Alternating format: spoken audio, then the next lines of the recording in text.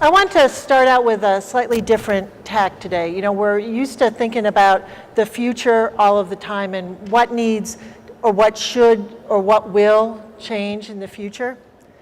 But I wanted to think about what shouldn't change about the way we work today. And I wanted to start off our conversation this evening by asking Greg what he thinks shouldn't change about how we work. We should all still be able to go out for drinks at 6 o'clock. Yeah, there we go. Which sounds like a trite answer, but it's sort of not. You know, it's funny. For all of the ways in which I think work is changing, and I think we'll talk about a lot of them, be it people working cross borders and mobile devices, which is sort of in the middle of a fundamental shift in social networks. There are things that it's funny, like I go to an office, in the morning, and I sit at a desk and I call some people and send memos via email to others. Like, I'm going to go pitch a client next week, and I'm going to get on a plane in the morning and fly there and smile and shake hands and try to take the guy out for a beer, and then I'm going to fly back right after the meeting, because you need to look at them in the face, and you need to sort of have that warmth. The Daily, the iPad newspaper where I publish this, part of it's owned by News Corp. We can publish it anywhere. It all exists in the cloud, which we'll talk more about too, I think. And yet, there's a newsroom, and everybody comes together and sits in the same room for the most part, every day to look at each other, to argue in person, right? Because arguing via email or arguing via telepresence or arguing via doesn't have this. You can turn somebody off that way. Whereas if I'm right here in front of your face like that, it's harder to turn me off. Not impossible, but harder. More of a challenge. And so those are things that I think haven't changed, and since like the beginning of work, I guess, and may not. You learn a lot about me and what I think about your idea, for example, by how close I stand to you when you talk about it, and things like that. And our technology, is still so inadequate, for conveying all the different ways that human beings communicate all the time and need to communicate all the time. Like, think about like a mentoring type, situation, and how important it is for the two people involved in that to really understand each other at a very significant and deep level, and how hard that is to accomplish electronically. Right. But that being said, one of the one trend that I think we've seen a lot of with the advent of mobile phones and BlackBerries and now, of course, iPads and beyond, is the breakdown of the period of the notion that there's a time when you're working and a time when you're not. That already is becoming antiquated. My father would come home from work and be done. Right? He was done. I remember that. Right? And it would be like, we would watch Johnny Carson, and I would watch him drink martinis. Or it's too much information, maybe. But that's already gone, right? The concept that you might leave your BlackBerry off somewhere is already, especially I think with younger employees, it's just it's become somewhat ludicrous, which could be a good thing as well. It's you talk with people and who are going on vacation, right? And the question is always like, were you able to unplug? Were you able to sort of get away from it? I find more and more, at least personally, and I'm seeing this as well, like there's something very uncomfortable about that. The notion of going away for 7 days and unplugging from everything and then coming back to your desk, and there's 7 days worth of email and phone calls, like that's terrifying to me. Like I can't. Maybe maybe I have a problem, but again, it's just there's an expectation, and we see this amongst the younger our employees are, the more the expectation is that you're just always available all the time, and so even if there are hours of the day when I think it's important to see and to feel and to touch and to be within the presence of somebody, and there are times when that makes sense. Conferences and sales calls and recruiting and other sort of like motivational events. The notion that there are other times when that I don't need that, and I can be anywhere. I mean, in our office in particular, people come in. I mean, there's a floating area when they come in throughout the day. It's not like at 9 o'clock everybody's there. No, we're a little bit different. We're an editorial product. Right. I worked at MTV Networks for 7 years prior, and it was the same thing. And again, it was also editorial, but it was like there were people that really liked to work from 8 to 6. There were people that liked to work from 11 to 9. There were people that were there all night. There were people that worked from home on Fridays, and it didn't matter.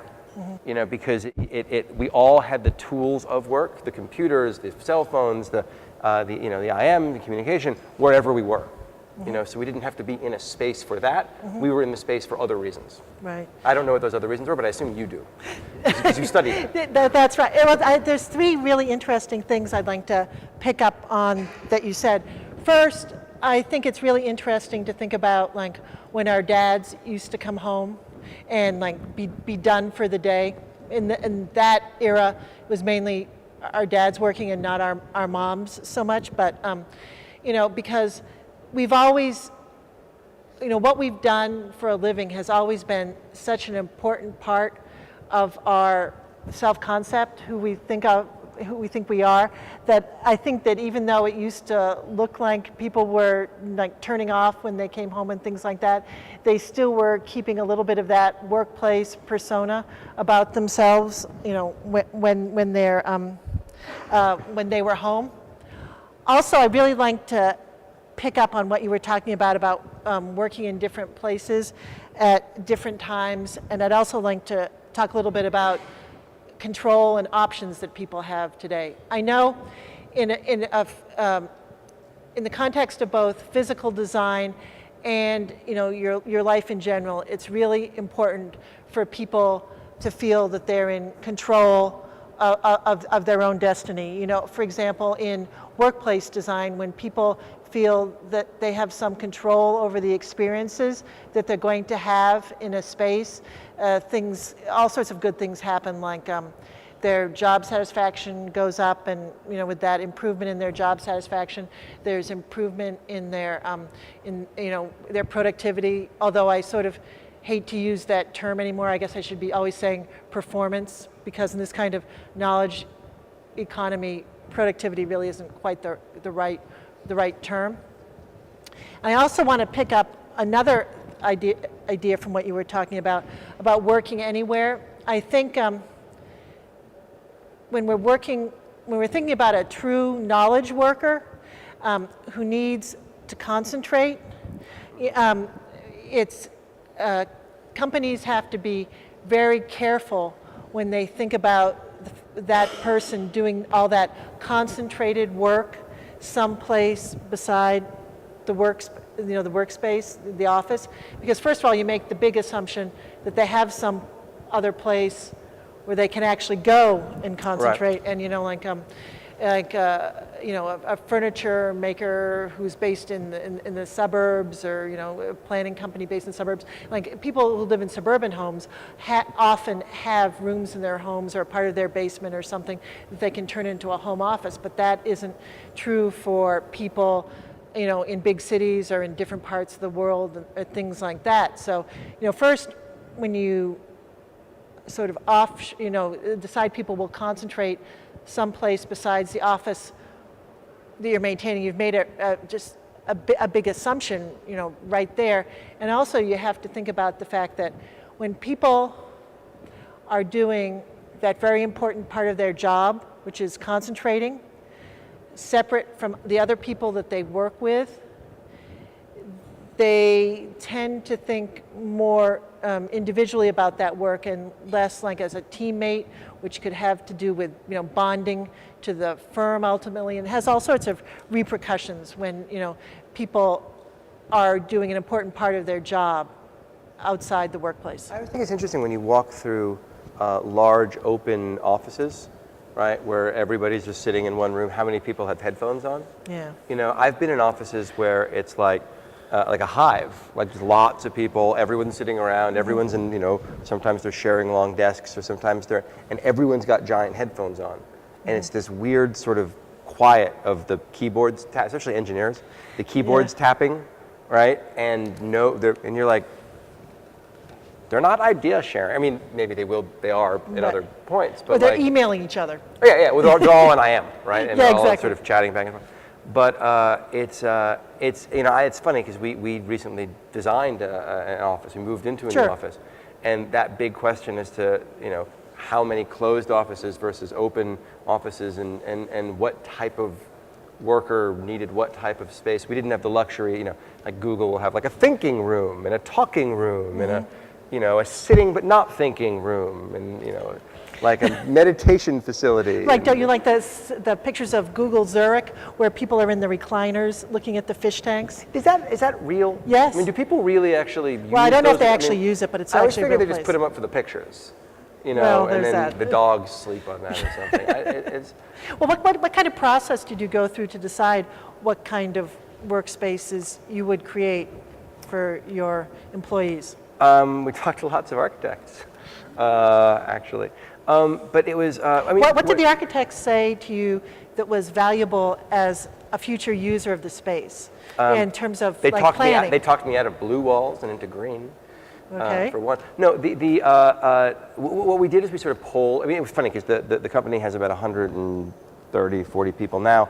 At the time, we were half that size, and we polled people and talked to the staff and talked to. I mean, you can't please everybody, but it was asking people how they like to work and how they are used to working. And again, we're a newsroom, right? So there are certain.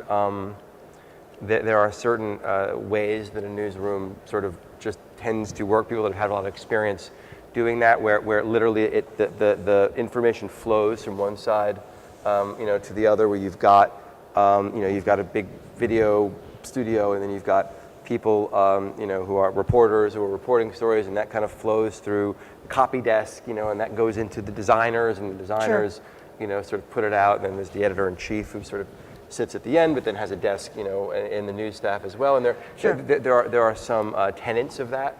I think that we updated a lot of that, and we do have a very open design, lots of glass and lots of. But again, we're based in New York and in one city, and most of our staff is in that city, and works in that one space. But we're capable of publishing anywhere. Right. I thought that was very interesting when you talked about that. Yeah, we aren't we can edit it. You can edit. The editor can edit the product from his iPad anywhere in the world. If none of us could come into the office for some reason, we could all log in to our content management system, our CMS, from anywhere in the world, right? So it's all, it exists in a cloud, the data's in the cloud, the information's in the cloud, and again, you can pull it down from anywhere in the world, but we are, I think, the most efficient when we're all sitting in one place, because information travels faster, because as fast as an IM is, or as fast as a text message is, having an idea and standing up and saying, hey, what about this? And someone else is sort of the serendipity of somebody walking by. There's a lot of places for people to walk by. I think is critical to the flow of information. It's interesting, at the beginning you were talking about you asking people where they'd like to work, and then it seems that happily the kinds of spaces where your employees would like to work are also the spaces that are appropriate for the job that they do. Because I think this is sometimes an issue with research, and this gets to one of my points on the list that you'll see later. I think that sometimes people need to have workplaces created for them that wouldn't necessarily be the spaces where they would say they would necessarily like to be. So I think it's a happy serendipity that in your case, asking where they'd like to be, produce the spaces where they can have these spontaneous interchanges that work for their jobs and things like that. Yeah, I mean it's funny because for all of the while the information and the ideas, and again it's a creative business that we're in, happen in real time, it's then all created in machines. And you mean design in CAD or something? I mean the design, the writing, the design, the layout, all of that.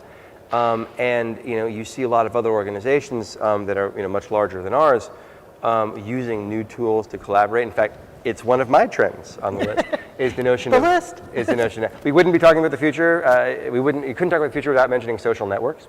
And one of the things that you're beginning to see, and I think we'll see a lot more of, are the rise of specific social networks for specific groups or specific uses, right? Like a lot of people are on Facebook. They use Facebook for a lot of things. You see companies using Facebook, private groups, et cetera.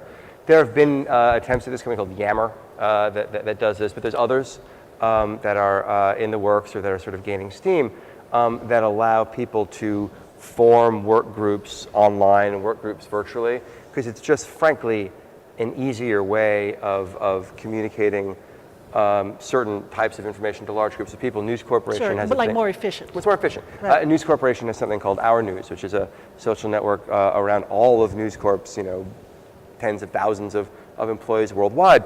If somebody has news, if something's happening in Australia, if there's a big event, if it's the upfronts that are happening in New York, the ad sales, that's all streamed on this, on this platform.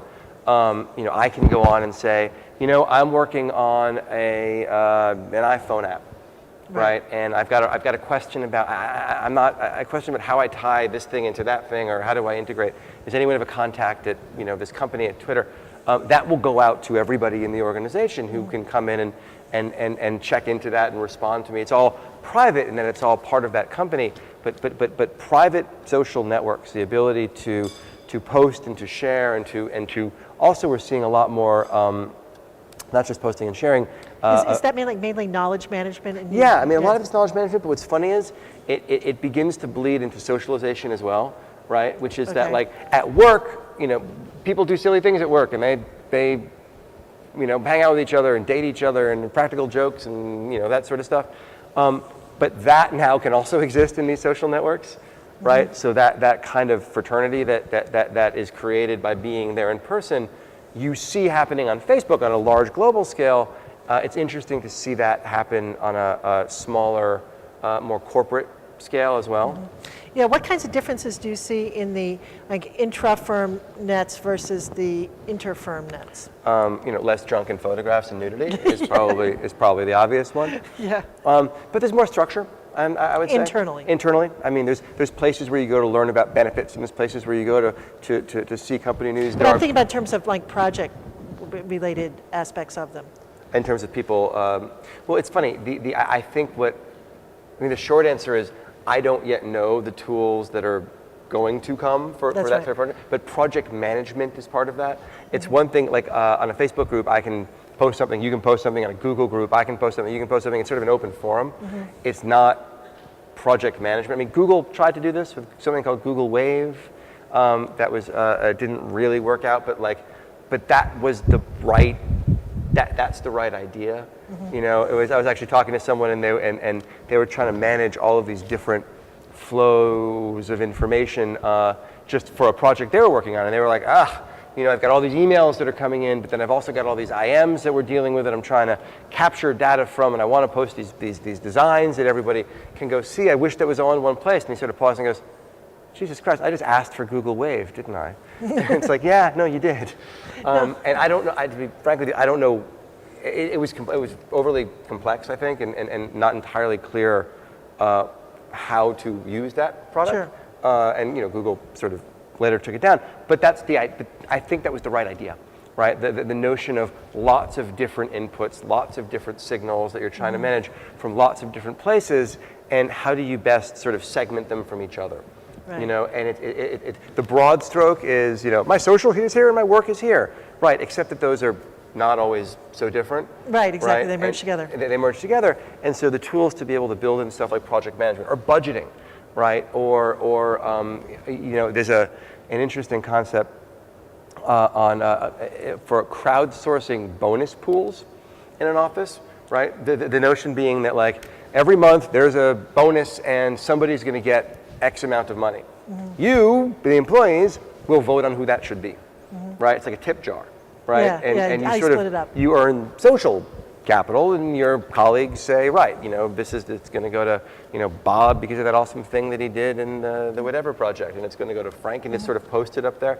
There's a I think we'll talk more about this. There's sort of a gamification that happens. And I'm really interested in how these technologies develop because it's really intriguing to people who are environmental psychologists like myself, because when they, we're finding that lots of the virtual world works just like the physical world, and there's interesting things like people who study things such as like how people navigate through a website conceptually in very much the same way that they walk through a building, and explore. So, it's really interesting to hear about how this is developing. And I was particularly interested in the intercompany applications because you've all heard about people talk about how most of group work is done alone. I'm sure you've heard that before. And so I was interested in the interplay between, the time people were spending together on these applications and then what they would go and do on their own separately. So that was interesting to hear you talk about. Yeah, it's like, it's funny. You're seeing that a lot in various startups, point systems. Mm-hmm. Right? I don't know how many of you guys use Foursquare, where you can sort of check into certain locations, and there's an element of that is, I don't know, I like Foursquare, but whether you like it or don't or what have you, or use it, there's an element of it that is about earning points, right? This is the first time that you've checked into an Italian restaurant. This is the mm-hmm. first time that you and your friend have been to say you've been in 3 different countries in 3 different days. You've earned points, and whether you're sort of into that or not at first, the more you use it, and the more you see yourself kind of going up the list of your friends, the kind of happier that makes you. There's other, fun things like badges, right?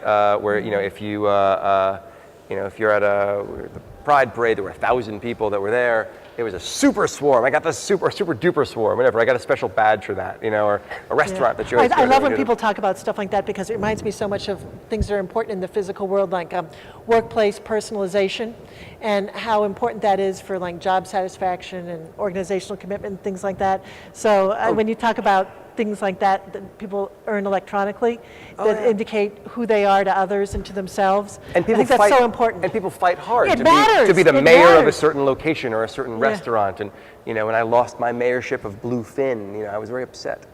And had to go and eat there a lot more to get that back. And it's interesting because you look at that and you look at things like crowdsourced bonus pools in the office, and you can see some of that gamification coming. Yeah, why don't you talk about how work is becoming or getting aspects of the gaming world?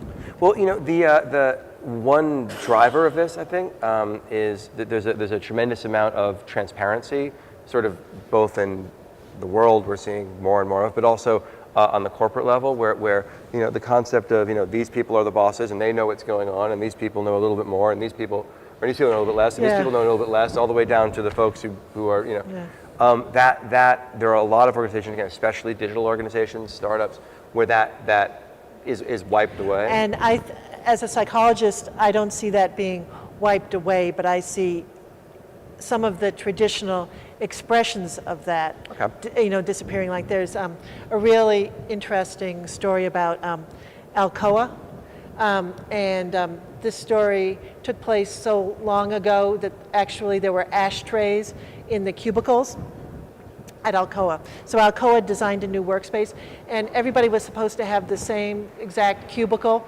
and just randomly some of them, these cubicles had red ashtrays and some of them had green ashtrays. And it was very interesting over the course of the first few weeks that this workspace was in use. All the green ashtrays moved to people of one social status, and the red ashtrays moved towards to the cubes of the people of another professional status. So human beings are pack animals, and we like to know who's the boss, and the expression of status may change, but so even if like everybody looks like they have the same cube, I'm sure that there are differences that if you're a member of that culture. Right. Well, you'll go to that one of the large startups where one of the founders or CEOs famously has the desk amongst all the different staff, but then there's always a conference room somewhere. Yes, that's what I see all the time. Where they spend a lot of their time. But the conference room that nobody else can reserve. Yeah, because right. yeah. But the I mean, you see it with blogging and with corporations that are being just more transparent with what it is that they're doing and what their corporate strategies are, with CEOs who are being more sort of open about what it is that things they didn't used to be open about before. Twitter has been driving this a lot. You have companies like Sun Microsystem where they incorporate. Right, but I think it's important not to think that things really are transparent. I think maybe things are getting less opaque in certain areas, but I think that's part of the status is access to information. Right, and if you're a public company, obviously, well, there's that too. The there's whole stock thing. There's a whole other layer to that. Right. But I was thinking, even if it's a private company, people can get status through the information that they are familiar with that other people. Yeah, exactly. Right. Right, I mean, exactly. that's exactly sort of social capital in terms Yeah, of exactly. knowing what's going on. But as more of that becomes, as we see more and more of that information being public and being less opaque, if not completely transparent. Changing, yeah. Changing.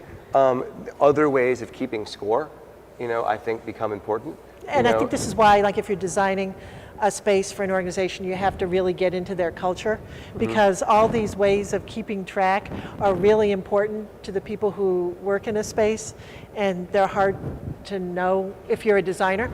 Yeah. Oh, and there's I mean, there are some organizations, news organizations that track keystrokes for journalists to see how many strokes it takes. Oh, even for journalists. Yeah, I think Bloomberg does, but I'm not 100% sure. But how many strokes it takes to write the story, and you can certainly, there are ways of tracking that. But the concept of points, right, and the concept of having a score that is public and that's known, especially in a world of open book accounting, in a world of blogging and Twitter, that kind of game worker, is something that I do think we'll see a lot more of. I mean, there's other elements of that. I have a colleague who talks about drone pilots in the Army as being the first sort of true game. I mean, skills learned on Nintendo, time spent on screens, scores that are sort of listed and recorded and compared, and this is for surveillance as well as for obviously things like battle.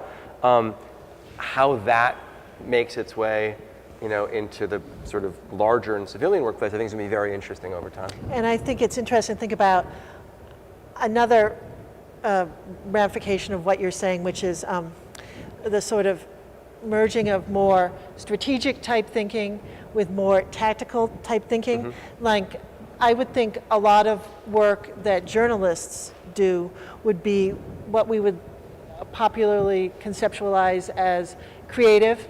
I'm sure they're not being creative necessarily every second. It's very creative. But so, so to be thinking about their creative performance using such a tactical, mechanical measure as how many keystrokes it took them to get there. And it's something that I think is something that you see as well, less so with us than with others, is when you're publishing for the web.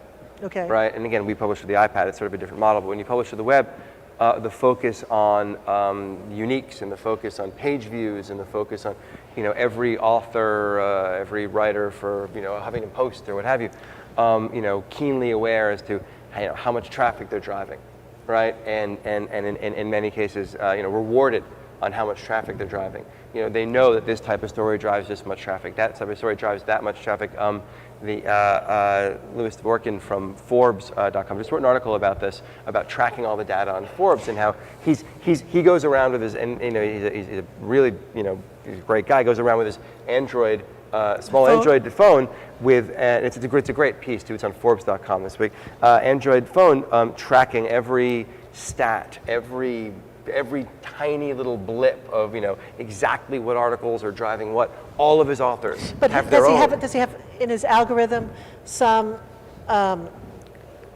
idea of value, like how does like the value of sure. I mean, work into it, because you can have people reading an article and disagreeing with it and hating it, or something like that, or there's a number of different ways value can come into play. There are, and it's interesting. It's interesting because there's a couple of different measures of this.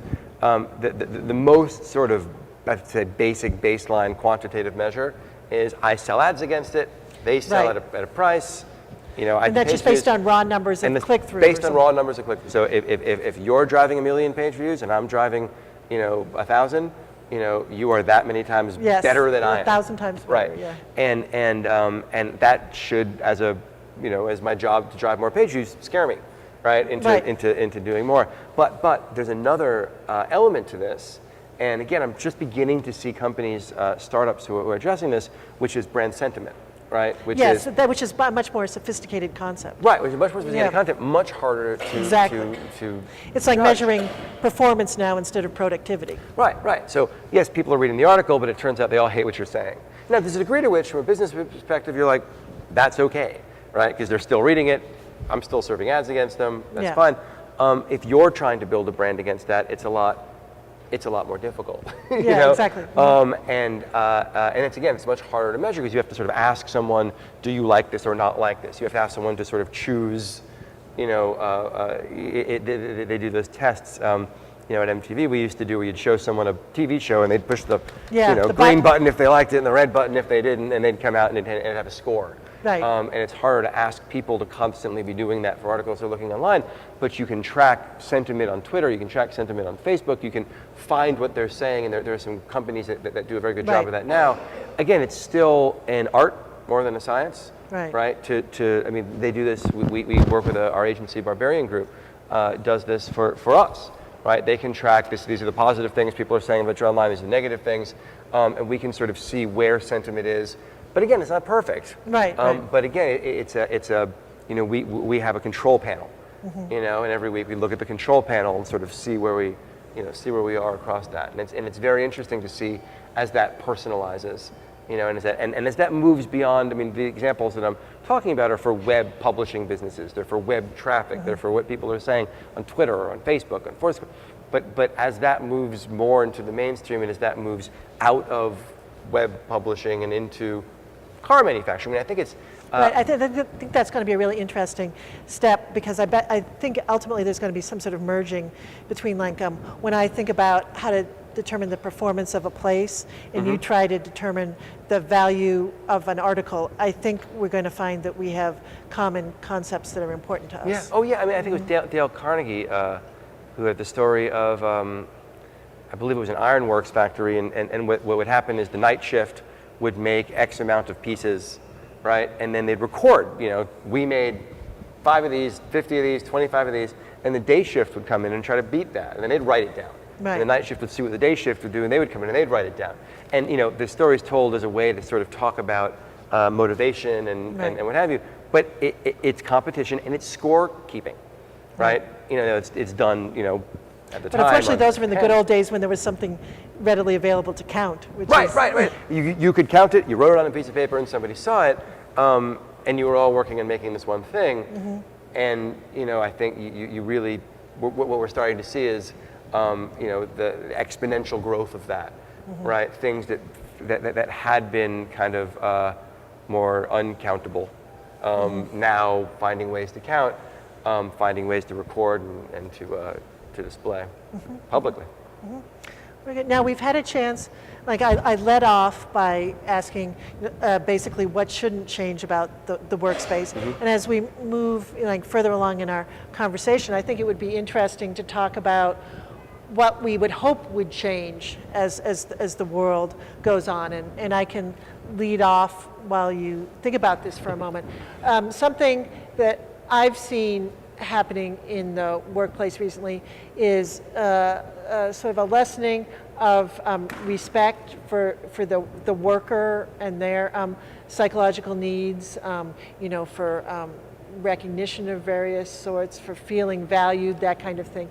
And that's something that I would hope would change in the world of the future. And I can see how it could if you have different sorts of accounting systems. And I also think, as we become more sophisticated at evaluating people's performance, we will, that will lessen as well. So how would you talk about this? It's sort of along those lines, a little bit different. Sure. There's the amount of complexity that people have to deal with as that continues to grow exponentially. finding new ways to deal with and manage that. Right. And there's so much data, right?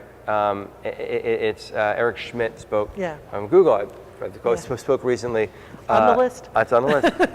but you know, he said that every 2 days, society creates as much new data as it did from the birth of civilization to 2003, right? Just in terms of like terabytes. What's bigger than terabytes? I don't know. Super. This is your world, not mine. You know, hectabytes. But it's just there's so much data, and every organization has it.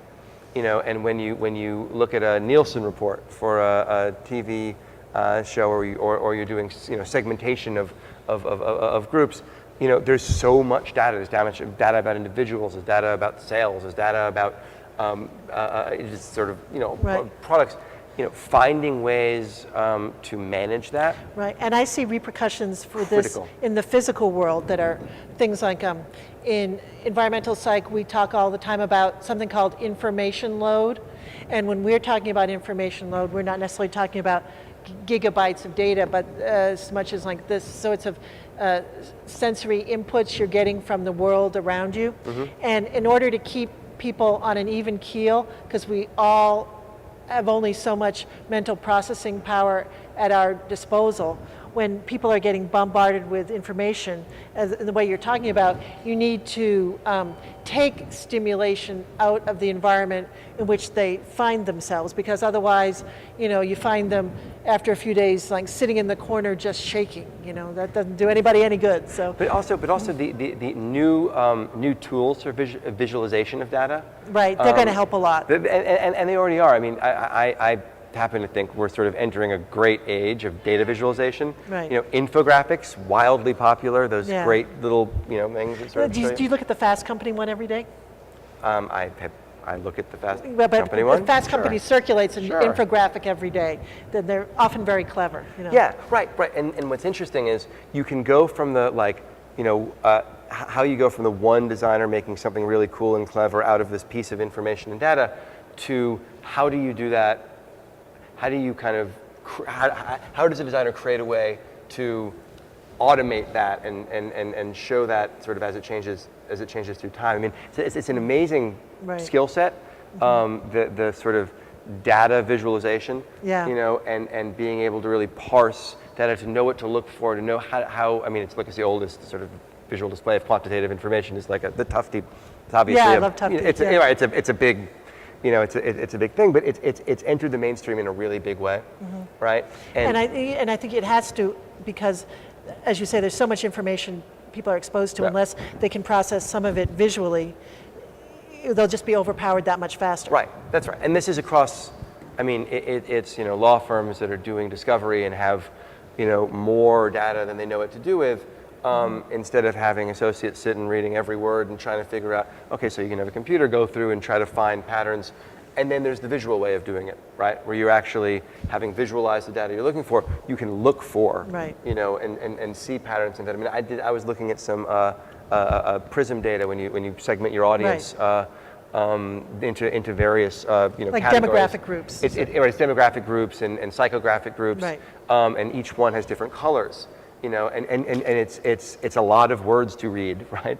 Or you look up at the thing and you say, oh my gosh, there's a whole lot of yellow here. What's yellow?